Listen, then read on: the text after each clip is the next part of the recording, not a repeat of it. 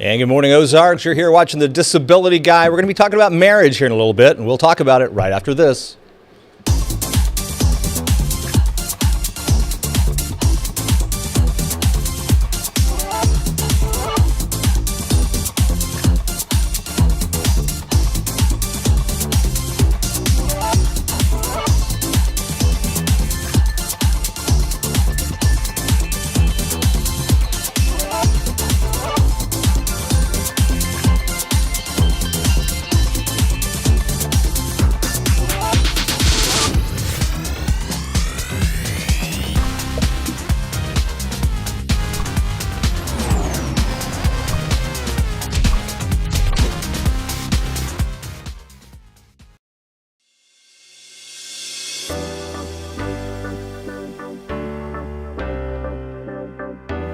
I want to be your disability rep.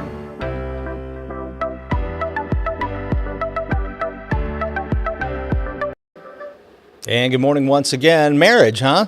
Yeah, my boy got married yesterday. Is that right? Seemed like it was topical, yeah. Congratulations. Yeah. Wow. Married a wonderful gal. We love her to death. Couldn't have picked a better one if we tried. So. Well, that's good. Yeah, we got that coming up here in a little bit too, it looks like. So Yeah, well, outstanding. Let's see how that's going. But I guess that affects, well, not that in particular, but marriage in general has something to do with disability claims. It's interesting. It does. So we'll start young. So if you're a dependent or if you're a disabled adult child, in other words, if you've received benefits as a child, or if you became disabled prior to age 22, you draw off of one of your parents.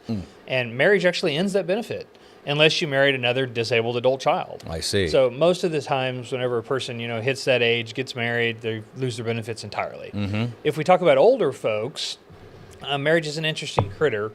In that Social Security looks at whether or not we're holding out as married or whether we're married or whether we're just simply living together. And so if we look at the SSI program, for example, the needs and income-based program that's out there, if you get married, you add income and you add resources to the mix, and so a lot of times the need reduces. Yeah.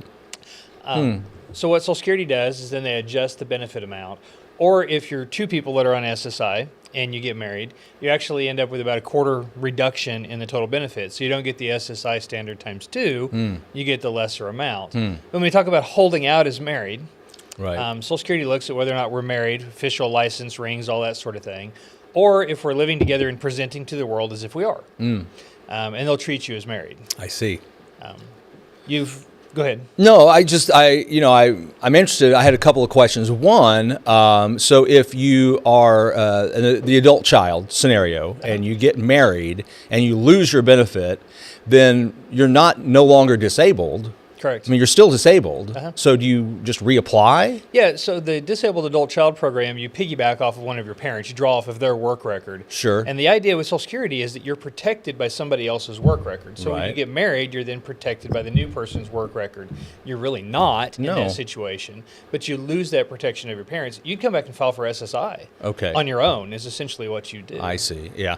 Well, it sort of seems like it presumes somewhat in the code that we're still in a one wage earner household culture when they're making that presumption. Yeah, I would agree with that. And that's no longer true. Yeah, and we see the same thing with widows too. If you're a widow and you remarry, a lot of times you lose access to that first spouse's work record. If you divorced, then you can refer back to that first record's household. But you're correct; it's this under the umbrella type approach, as if it's a single earner household. Yeah, which effectively creates this marriage penalty. We've talked about that for years in the tax code, but here it is, right, showing up in the disability rules. Yeah, and one of the interesting things is whenever nationally we went to legalizing gay marriage, there was a lot of people who were cohabitating who then were able to get married, and there was a lot of folks that got very surprised by the SSI rules. Yeah. When they got hitched and ended up losing benefits. Yeah, I can see that being an issue. It seems like it'd just be better if the government stayed completely out of marriage and didn't even recognize it.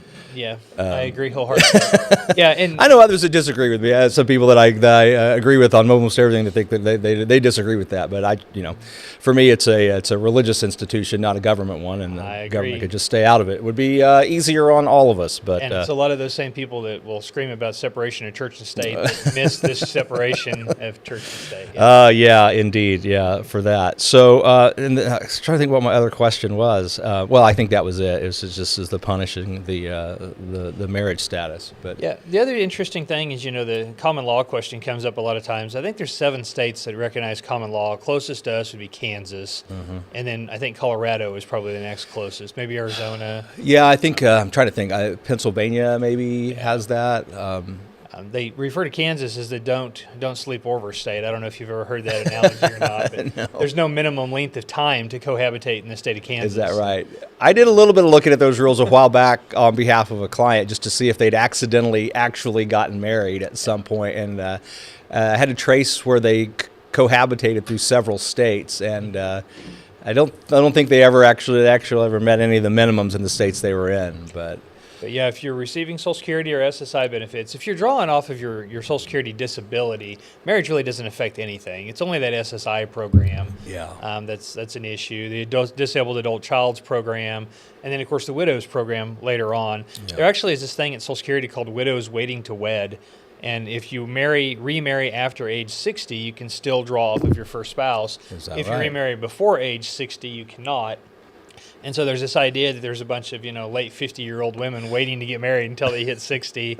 It's kind of comical sometimes the way that they envision these things when they wrote the code. And you just think, why bother? Why are we going to such lengths to try to control people's behavior and activities from a federal government level? But anyway, if you guys have any questions about marriage, if you're contemplating marriage and you're on SSI disability or program and you want to know, is it a good idea or a bad idea from a financial standpoint, Roy's on standby. He's ready to talk to you. Only from a financial standpoint. I'm not going to counsel folks. Okay, no marriage counseling from Roy. You can call him today. His number is right there on the screen behind us, 417-812-6698. And you can go to his website, UrDisabilityRep.com. Good? Sounds good. Okay, Have a great day, guys. We'll see you next week. Thanks.